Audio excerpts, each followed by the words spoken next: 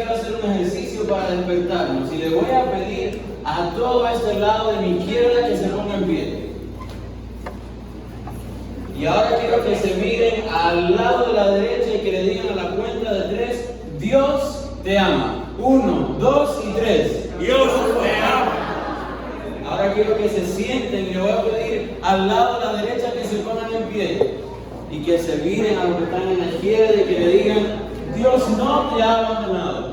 1, 2 y 3. Dios no te ha abandonado. Bien. Lindo saber que Dios, se puede sentar. Es lindo saber que Dios nos ama y que no importa lo que pasemos, Él siempre está a nuestro lado y nunca nos abandona. Amén. Saben, yo me he gozado y creo que ya no tengo que predicar, así que yo creo que podemos orar, podemos ir, ¿verdad? Yo creo que sí. No. Para mí, como dije ayer, para mí el culto de mi iglesia acaba de comenzar, así que podemos estar aquí hasta la 1 más o menos y estamos bien, ¿verdad? Amén. Yo creo que sí. Antes de comenzar, quisiera hacer varias preguntas y lo dije ayer que iba a hacer varias preguntas. ¿Alguien se acuerda cómo se llama el fin de semana o la temática del fin de semana? Jesús es suficiente. Jesús es suficiente. ¿Alguien se acuerda del título del sermón de ayer? Jesús como creador. Jesús, es el único creador. Ahí. 100 puntos para ti. Así que el título de ayer fue Jesús, el único creador. Y la frase la cual repetimos varias veces, a ver si alguien se acuerda. Jesús es ¿quién? Amén. Es suficiente, sí, pero la frase que repetimos varias veces. Jesús creador. Jesús es Dios, quien es creador de todo. de naturaleza, quien Creó, crea y creará. crea y creará, ¿verdad? Y aprendimos que en el pasado Dios creó a este mundo que estaba vacío, que estaba destruido, este mundo que no tenía forma, que no tenía una realidad. Él de eso lo tomó y al final dijo que era bueno en gran manera. Dijimos también que lo que Dios hace en un día es suficiente y es bueno. En otras palabras, lo que Dios hace en tu vida y en mi vida hoy es suficiente y es bueno, pero ten la seguridad que cuando llegue ese último día sexto, Él va a decir, eres bueno en gran manera. Amén. ¿Saben por qué? Por la perfección tuya y mía no dependen de mí y tampoco depende de ti, sino que depende del Dios que te llama perfecto. Aprendimos también que Él es el que sustenta su creación. En otras palabras, cuando Dios crea, no se aleja de lo que Él crea, sino que continuamente está allí para qué cosa? Para que funcione de una manera adecuada. En otras palabras, lo que Él crea en tu vida hoy no depende de ti que el día de mañana funcione de una manera correcta, porque si dependiera de ti y de mí, tarde o temprano lo vamos a echar a perder. Aprendimos también que lo que Dios crea hoy es que Él quiere crear en ti y en mí un nuevo corazón. Y dijimos que teníamos que tomar un paso. Dijimos que había una condición para que Dios tome esa decisión y que Él quiere tomar, que es crear en ti ese limpio corazón. ¿Y cuál era esa condición? Solamente había una. Y era que tú y que yo reconozcamos que no somos nadie. Que tú y que yo reconozcamos que en ti y en mí no hay nada bueno.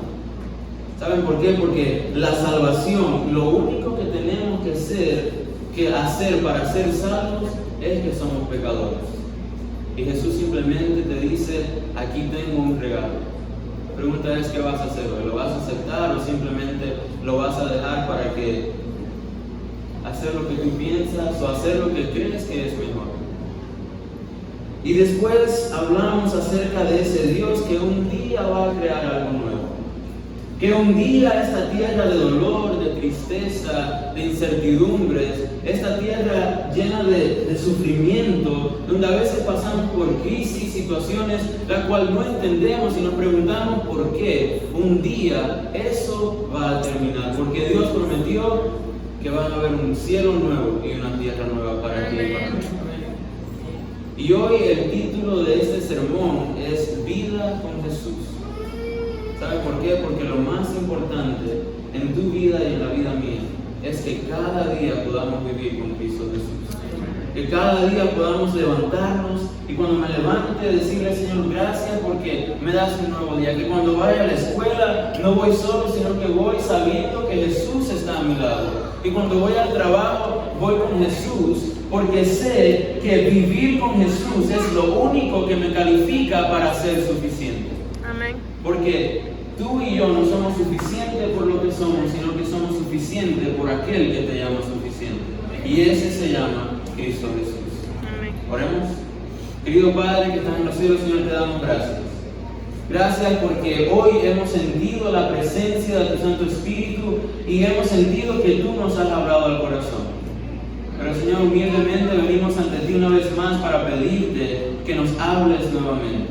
Señor, que al abrir tu palabra nos des la sabiduría, nos des la capacidad y sobre todas las cosas tu Santo Espíritu que sea el que toque, que sea el que ministre, que sea el que transforme cada uno de los corazones aquí presentes, Señor.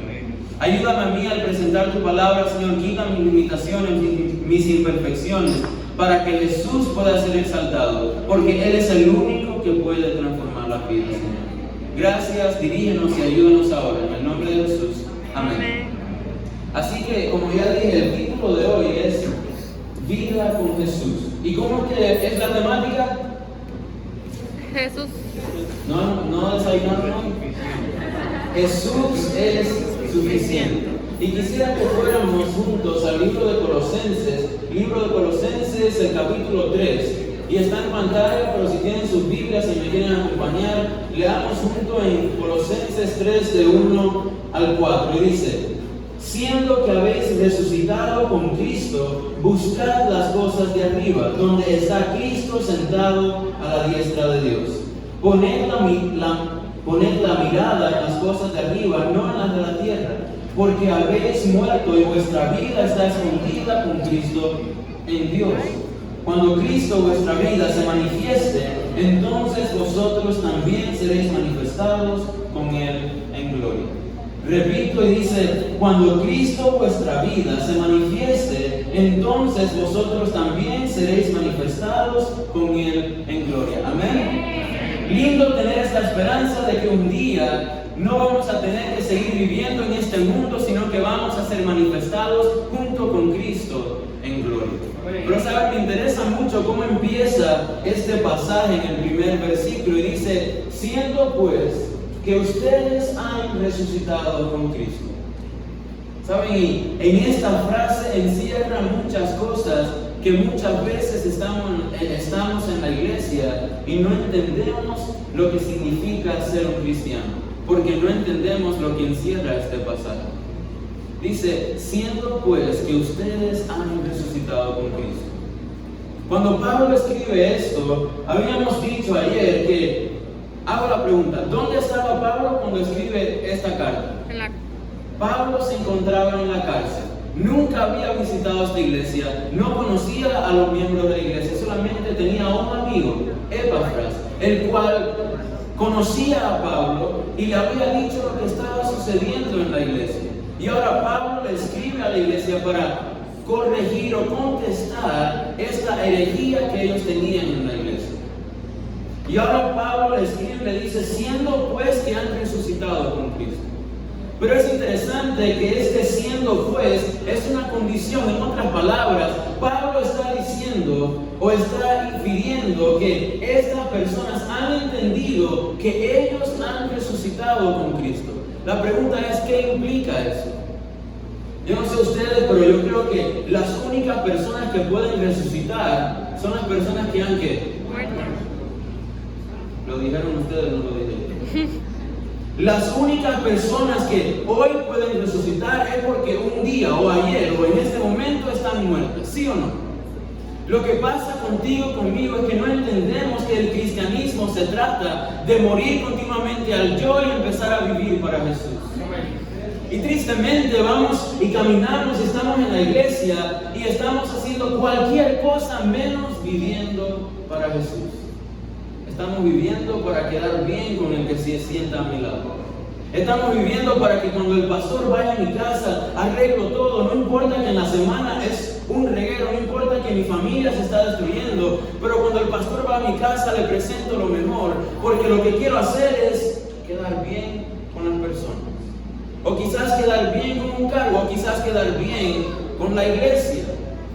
Pero ¿qué va a pensar la iglesia si quizás pienso diferente? ¿O qué va a pensar la iglesia si hago esto o hago lo otro? Y no estoy diciendo que eso es malo. Pero lo que tenemos que entender hoy es que la vida cristiana se trata de vivir para Cristo Jesús y no para una iglesia. La vida cristiana se trata de vivir para Cristo Jesús y no para las personas y tampoco para el pastor. ¿Sabes por qué? Porque el pastor o quien sea que los dirigentes, los de la junta, lo que sea, tanto ellos como tú y como yo, somos todos pecadores y estamos en el mismo bote.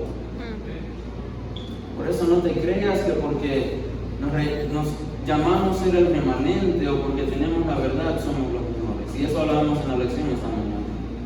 Porque tanto tú como yo, como los católicos, como los pentecostales, como quien sea, todos estamos en necesidad de un Salvador. Amén.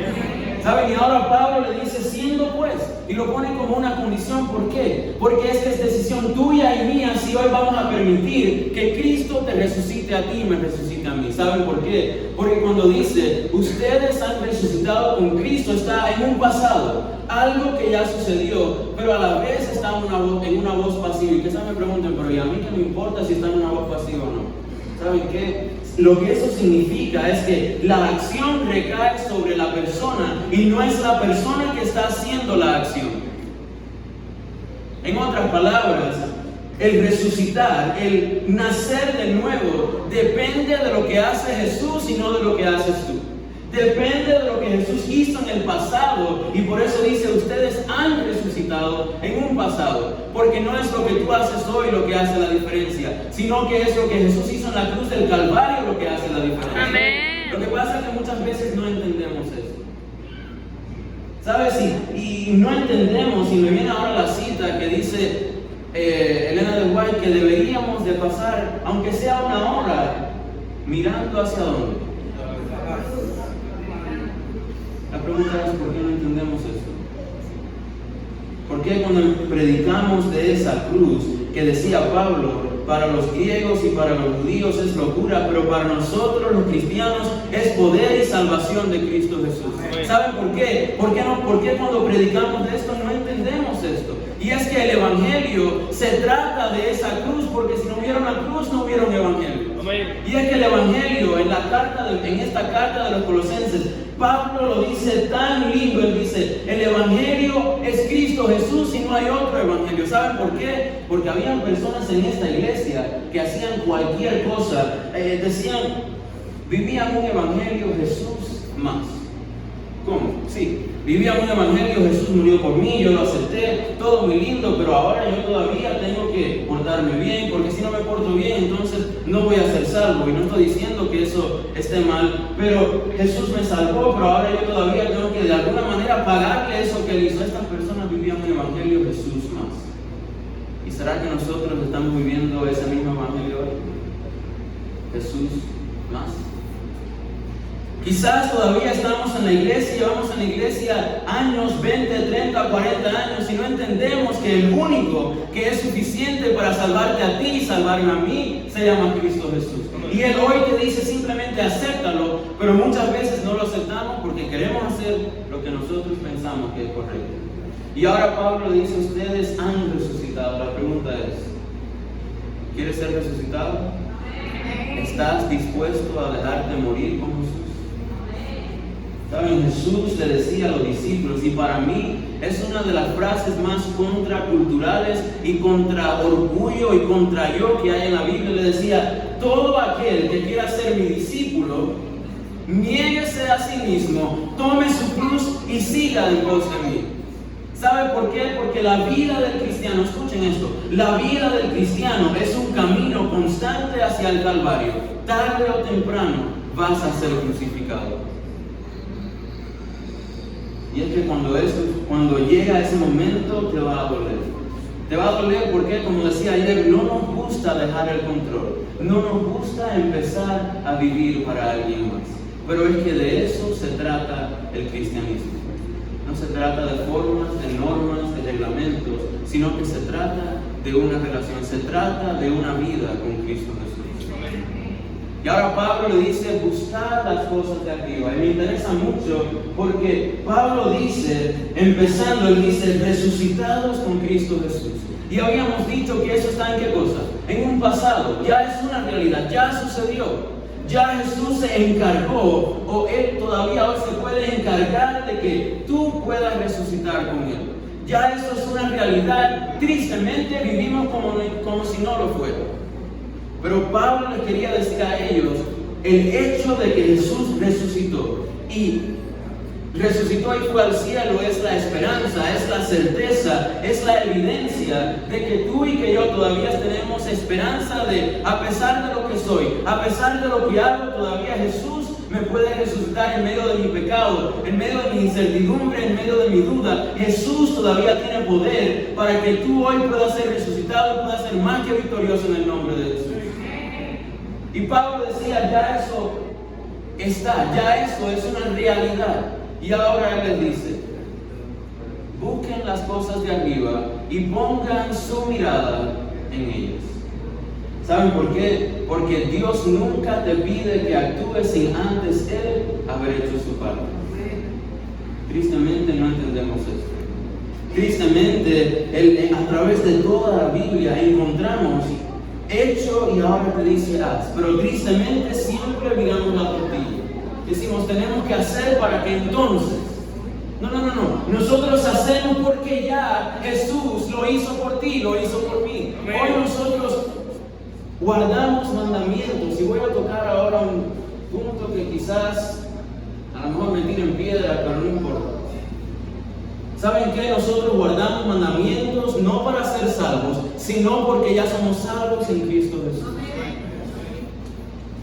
Moisés decía en el Éxodo 19:4 decía, yo los tomé a ustedes en alas de águilas y los traje hacia mí. En otras palabras, el contexto en el cual los 10 mandamientos se dan es en un contexto de relación, de pacto con Dios. Y él decía, antes de decir los mandamientos, yo soy Jehová que te sacó de la tierra de servidumbre. Dios nunca te va a pedir obediencia sin antes haberte liberado del pecado. Amén. Y es que nosotros no entendemos esto porque pensamos que si no hago lo que Dios quiere, que si no me porto bien, entonces Él no me va a amar. Pero les digo algo, hay una diferencia entre una persona que es amor y una persona que es amorosa. ¿Cómo? Sí, la Biblia dice que Dios es amor. La Biblia no dice que Dios tiene amor. Es lo que dice la Biblia, ¿verdad? La Biblia dice Dios es amor. La pregunta es, ¿cuál es la diferencia entre ser amor y tener amor? Una persona que tiene amor puede amar a su pareja, puede amar a un amigo, puede amar a una madre, a un padre, a un hermano. Pero si esa persona le hace algo mal, le ofende o lo insulta, el amor hacia esa persona puede cambiar. El amor hacia esa persona es condicionado a cómo la otra persona lo trata, ¿sí o no? Pero ¿saben qué? La diferencia entre eso y ser amor, quien es Dios, es que no importa lo que tú hagas, no importa si lo insultas, no importa si literalmente lo escupes en la cara, le metes una lanza en el costado, le pones una corona de espinas y le dices, si eres el Hijo de Dios, baja de esa tumba. Él todavía te va a decir, Padre, perdónalo porque no saben lo que hacen. Ese es el amor de Dios, que tristemente no entendemos.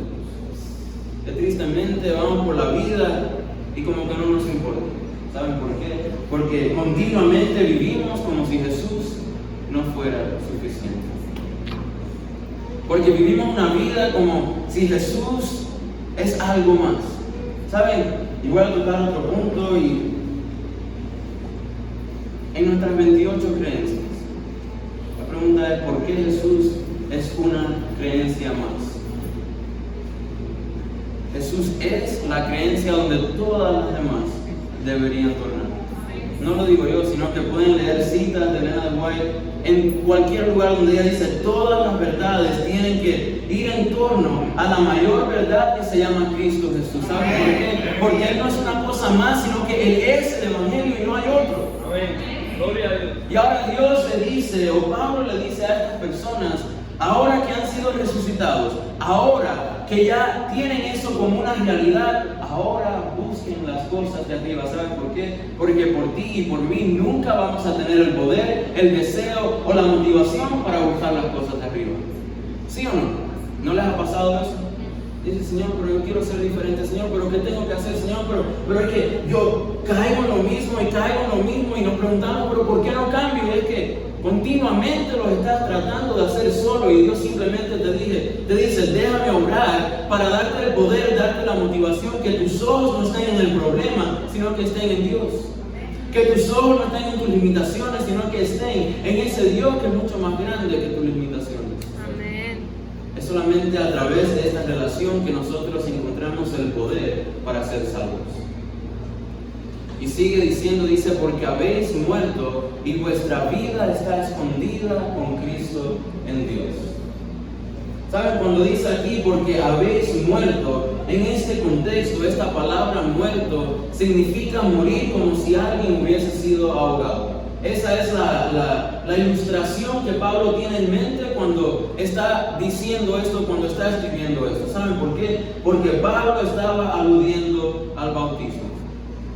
Y yo aquí no voy a hablar hoy de bautismo, pero sí quiero decir que muchas veces pensamos que porque ya me bauticé hace 20 años, ya es suficiente para seguir viviendo como estoy viviendo hoy.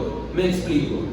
Hace 20 años le dije a Jesús, Señor, quiero entregar mi vida, pero hoy vivo como yo quiero y no como Jesús quiere. ¿Saben por qué? Porque lo que Pablo está diciendo aquí, esta muerte no es algo que sucede una vez, sino que es algo que sucede continuamente en nuestra vida, o que debería suceder continuamente en tu vida y en mi vida. Cada día que nos levantamos debería de ser, de tomar la decisión y decirle, Señor, hoy por favor, ayúdame a morir al yo, ayúdame a morir a ese orgullo que llevo por dentro para que sea Jesús el que vive en mí, para que sea Jesús el que controle mi vida. Ese es el Evangelio. El Evangelio es una constante morir a lo que yo soy para que Jesús pueda brillar en mí. Y ahora Pablo le dice, y está escondida con Cristo en Dios. En el versículo 1 decía que Jesús se había sentado a la diestra del Padre.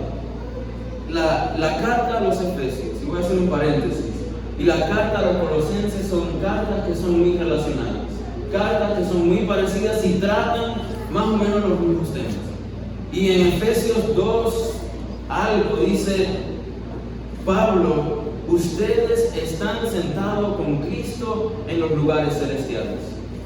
Y ahora Pablo le dice a los colosenses, ustedes tienen que poner su mirada en las cosas de arriba. Y te pregunto, ¿por qué muchas veces aparentemente tus planes son destrozados? Aparentemente, ¿por qué planeas hacer algo y nunca sale como tú quieres? ¿Sabes por qué? Porque tienes una mirada tan limitada que lo único que puedes ver son lo que está sucediendo en el momento. Pero si te rindieras a los pies de Jesús, tuvieras una perspectiva totalmente diferente, porque mirarías desde los lugares altos y no mirando de la tierra hacia el cielo. ¿Se entiende? Jesús dice, ustedes, su vida está escondida con Cristo en Dios. En otras palabras, Jesús está sentado a la diestra del Padre. Tú y yo también estamos sentados a la diestra del Padre. Y lo lindo es que no te lo merecías, no te lo ganaste, sino que Él se encargó de hacerlo por ti. Porque cuando dice esta palabra escondida, tiene un aspecto perfecto, lo cual quiere decir que sucedió en el pasado, pero todavía tiene implicaciones reales en tu vida y en mi vida hoy. Lo que Jesús dijo allá en la cruz, consumado es, no solamente que sucedió allá, sino que todavía es la palabra que tiene el poder de cambiar y transformar tu vida.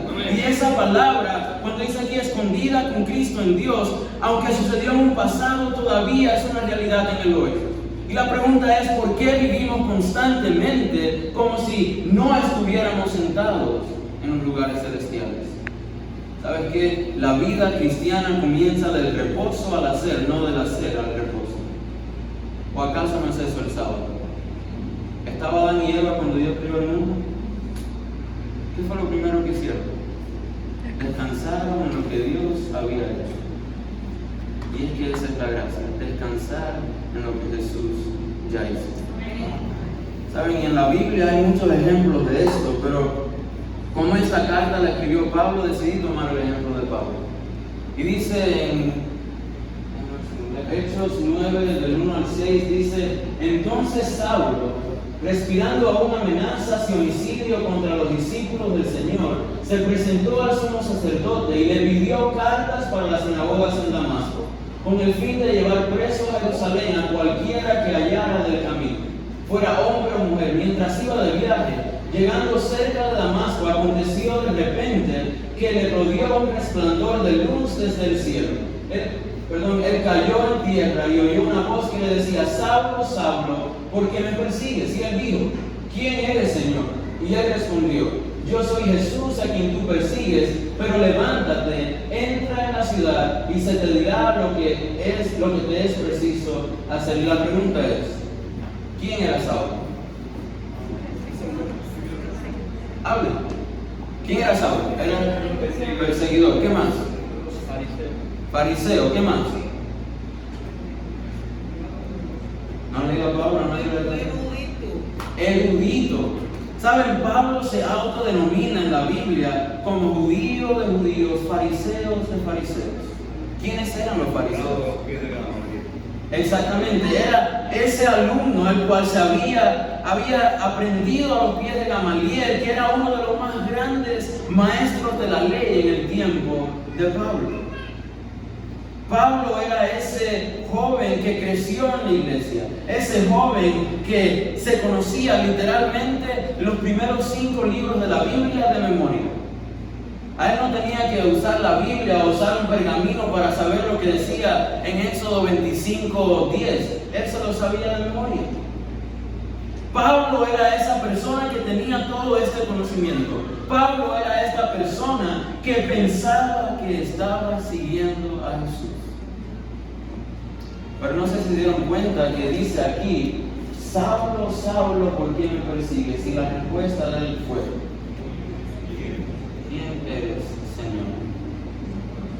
¿Cómo es posible que el maestro de la ley, el que se conocía la Biblia desde Génesis a Apocalipsis, bueno, en ese tiempo no había el Nuevo Testamento, pero se conocía toda la Biblia, que tenía la verdad, que se había criado en la iglesia, que había aprendido a los pies de Gamaliel, y ahora el propio Jesús lo llama y no conoce la voz del maestro? ¿Cómo es posible que tantas veces estamos en la iglesia, crecimos en la iglesia, tenemos la verdad, tenemos el conocimiento, nos conocemos las profecías de Daniel de punta a cabo, nos conocemos todas las profecías de la bestia de Apocalipsis, los domingos, tardes y mañana, todas estas cosas, y a veces Jesús te llama a ti y me llama a mí y no conocemos su voz? ¿Saben por qué? Porque todas estas cosas, a pesar de que son buenas, no son suficientes. Y quizás toda una vida has intentado tapar ese hueco que lleva por dentro con todo esto. Pero te has dado cuenta que al transcurrir el tiempo, al pasar los años, entre más tratas de tapar ese hueco con estas cosas, más grande se hace el hueco. Y cuando llegan esos momentos difíciles, tratas con toda tu fuerza de agarrarte de esas cosas y te das cuenta que cuando la agarras es como si estuvieras agarrando el aire, porque se desvanecen en tus manos, porque nada de eso es suficiente. Y Pablo, en este caminar nada más, él pensaba que estaba haciendo la voluntad de Dios. Yo voy a ir y voy a castigar, voy a ir a matar a aquellas personas que son herejes en su mente, aquellas personas que son fanáticos. Y Pablo pensaba que estaba siguiendo la voluntad de Dios. ¿Y será que muchas veces estamos en la iglesia haciendo lo que nosotros queremos, pensando que estamos haciendo la voluntad de Dios? Yo no sé si ustedes se hacen estas preguntas, pero yo me las hago porque mientras leo el texto me veo reflejado en la vida de Pablo. Y me doy cuenta que entre más conocimiento tengo, entre más verdad digo tener, menos tengo a Jesús. ¿Y cómo es posible que tengo cualquier cosa menos Jesús cuando Él dijo, yo soy el camino, la verdad y la vida? Si no tienes a Jesús, tienes cualquier cosa, pero no es la verdad. Y saben que Jesús es muy grande para que simplemente sea puesto en una cajita y digamos, ya tenemos 28, es suficiente, ya tenemos toda la verdad. No. ¿Saben por qué? Porque la propia Elena de White dice que por toda una eternidad vamos a estar aprendiendo acerca de la ciencia de la salvación. Amén. Entonces, ¿qué verdad tenemos si no tenemos a Jesús? Y es que Pablo era esta persona, pero tuvo que llegar el momento donde Dios tuvo que alumbrar su camino. ¿Sabes qué? Igual esta frase que está aquí dice, pero Jesús, cuyo nombre de todos los demás odiaba, hablando acerca de Pablo, y despreciaba más, se había revelado a Saulo, con el propósito de arrestarlo en su loca carrera y de hacer de este sujeto tan poco prometedor hacer un instrumento por el cual llevar el evangelio a todos los gentiles.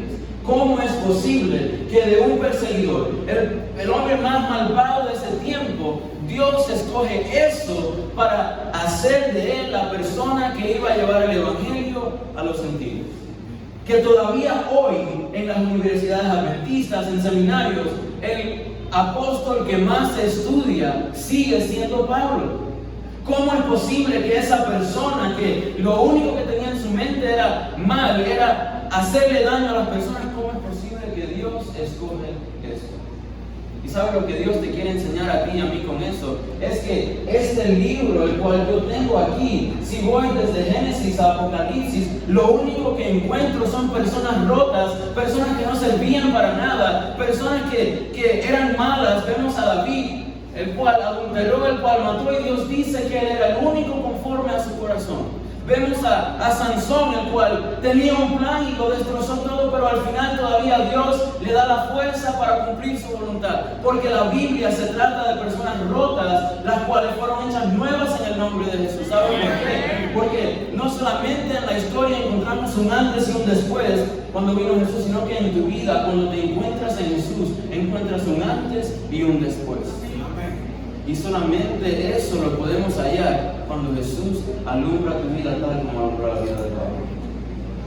En otras palabras, hermano, joven que estás aquí hoy, no te sientas como que todavía o que ya es muy tarde. No te sientas que eres malo, no te sientas que Dios no te puede utilizar, porque si utilizó a Pablo y utilizó a todos los hombres que están en la Biblia, todavía hay esperanza para ti.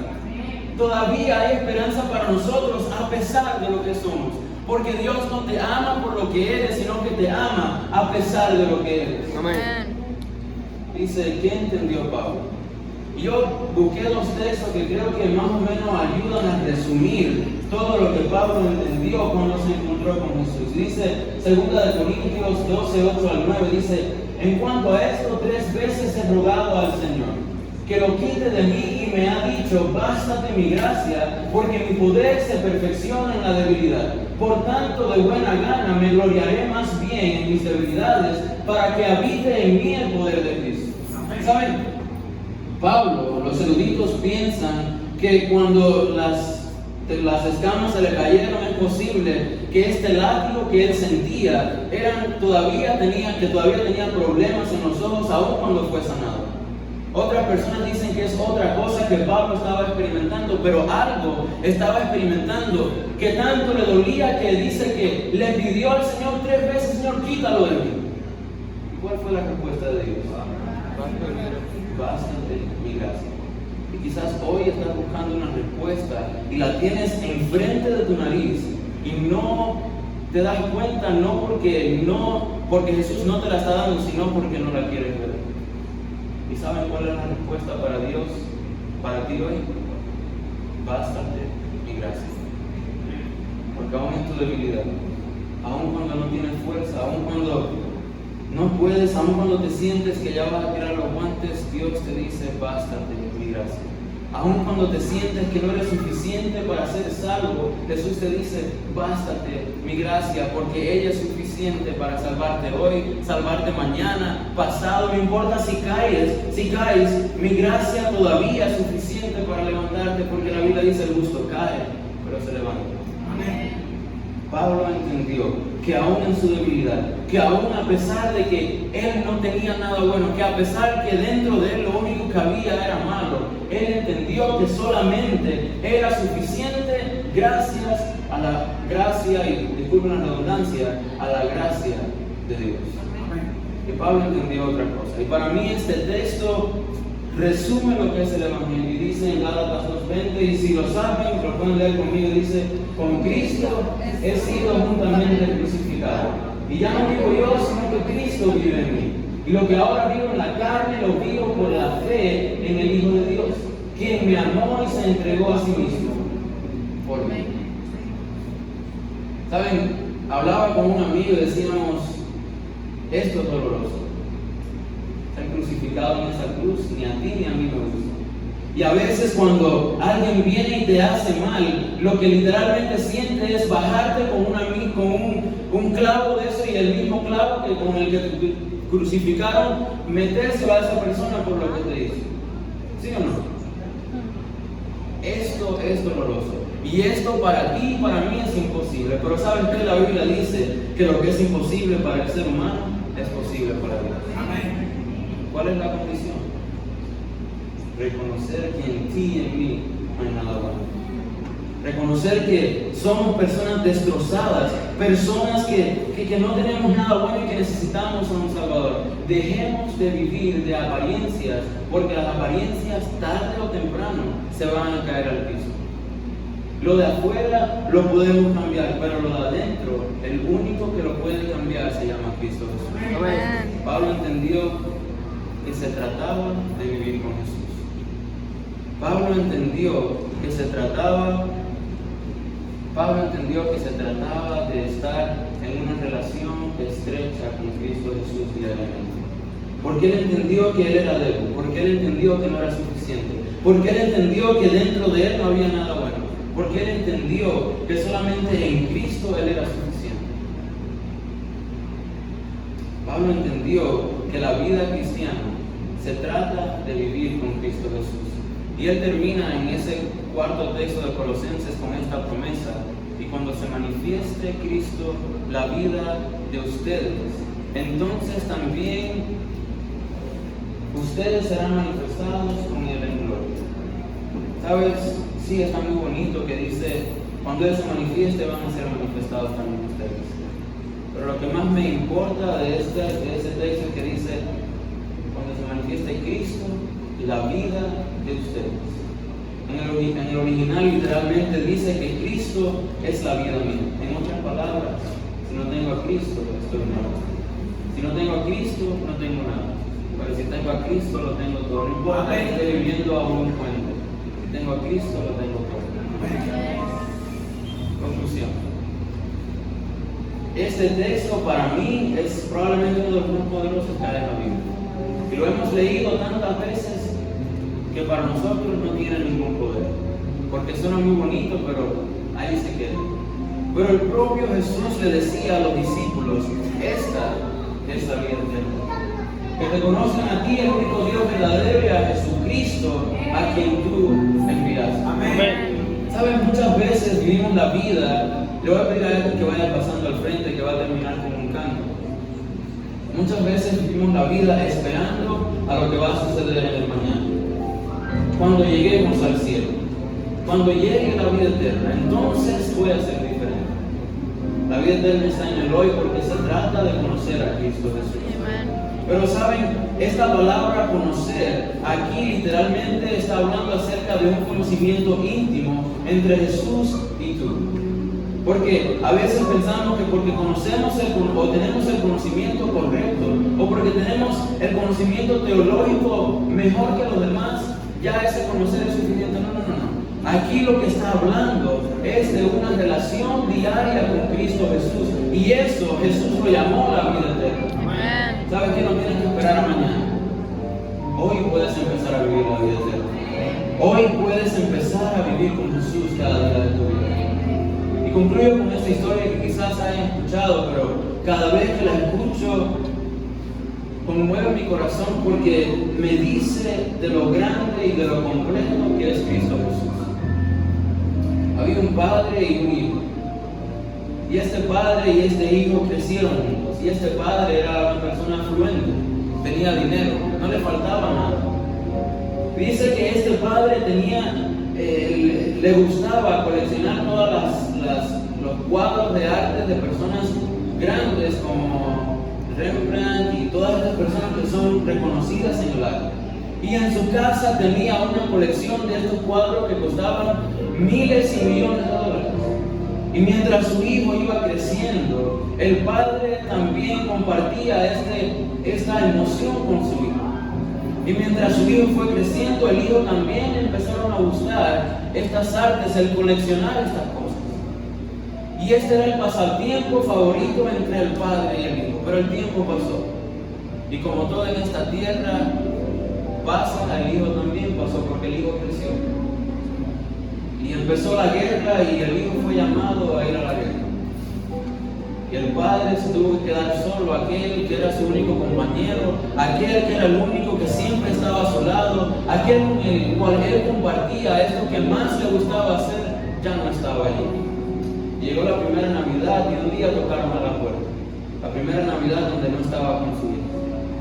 Y un día tocaron a la puerta y un militar vestido de verde va y le dice: tu hijo falleció en la guerra. Ese niño pequeño quien él vio crecer, quien él le enseñó, que le dijo, le enseñó y que juntos les gustaba hacer esto de coleccionar arte. Ya ese niño que se fue un día nunca más iba a regresar. Pero dice que pasó el tiempo y tocaron a la puerta de nuevo. Y era un militar que vino y este militar le dijo: mira, yo estaba con tu hijo cuando lo mataron. Y él lo mataron salvándome a mí. Y aquí tienes un retrato de lo que pude pintar las últimas horas de tu hijo. Dice que el hombre abrió el retrato y cuando vio, dice que lágrimas empezaron a salir de sus ojos porque nuevamente volvió a ver el rostro de su hijo pequeño. Aquel hombre que tenía todos aquellos cuadros caros. Dice que quitó todo lo que estaba y puso el hijo en el centro de la casa. El tiempo pasó y tristemente este hombre murió. Y entonces vinieron personas de todo el mundo, porque había una subasta con todos estos cuadros que este hombre tenía, cuadros que costaban millones de dólares. Y cuando se paró allá el abogado a decir, a empezar con la subasta, empieza con la foto, el retrato que aquel soldado que no era nadie, que no era reconocido, que no había puesto su firma o su autógrafo en aquel retrato, el hombre empieza con aquel retrato de aquel hijo. Las personas se preguntaban: pero ¿por qué están perdiendo nuestro tiempo? No vinimos por eso, vinimos por lo que cuestan millones, por lo que cuestan caro. Ese no nos hace falta, ese no es importante para nosotros. Pero el hombre dijo: es que en el testamento del anciano él dijo que teníamos que empezar con el retrato del hijo. Y dice que el hombre dijo: alguien da 10 pesos por ese retrato. Y nadie dijo nada. Alguien da 15. Y atrás se paró una persona, quien era el jardinero de la casa, quien había conocido la relación entre este padre y este hijo. Y él dijo: bueno, por respetar y con memoria y como sé que tanto quería este padre al hijo, yo voy a comprar este cuadro. Y se llevó el cuadro por $15. Y dice el abogado: hasta aquí ha llegado la subasta. Y todos se preguntaron: pero ¿cómo es que ha llegado si todavía faltan todos los demás? Y abrió el testamento y dijo: el que se lleva al hijo se lo lleva todo. Amen. ¿Saben por qué? Porque el que se lleva al hijo, aquel que estaba en el cielo, aquel quien era Dios en persona, aquel a quien los ángeles le daban gloria, aquel que lo tenía todo, que lo merecía todo, un día le dijo al Padre: Padre, yo yo quiero ir y bajar a esa tierra. ¿Sabe por qué? Porque no fue obligación. Y estoy seguro que al padre le dolió porque sabía lo que su hijo iba a pasar. Sabía que su hijo iba a venir, iba a ser insultado, bofetado por las mismas criaturas que él había creado con su mano. Pero aún así Jesús le dijo: Padre, no te preocupes, yo estoy dispuesto a hacerlo. El hijo vino y no solamente se humilló y vino y nació en un pesebre, si ya eso no era humillación completa, sino que dice Pablo que vino y murió en muerte de cruz. Aquello que era para los peores criminales, aquello que era para ti y para mí, Jesús decidió pasarlo por ti y por mí. Y hoy Él te dice: si tú simplemente decides comprar ese retrato. Lo interesante es que no lo compras ni con tu dinero, sino que lo compras con la sangre que Él derramó. Él te dice: si hoy lo compras con esa sangre que yo derramé, te vas a llevar todo. Él va a cantar. Quizás, no sé, el Espíritu Santo hoy te está diciendo: creo que es tiempo de parar de vivir como yo estoy viviendo y empezar a vivir con Jesús, porque he entendido que es el único que puede crear algo nuevo. Y he entendido que la salvación, que la vida cristiana, que la vida eterna se trata de vivir con Cristo Jesús. Leía un libro y decía, un libro acerca de Pablo. Para Pablo, la fe, Pablo decía: sin fe es imposible agradar a Dios. ¿Saben por qué? Porque la fe para Pablo era una relación diaria con Cristo Jesús. Y hoy lo que Jesús te quiere decir es que Él está aquí. Él no está lejos. Lo único que quiere es que tú ejerzas un poquito esa fe y decidas vivir con Él.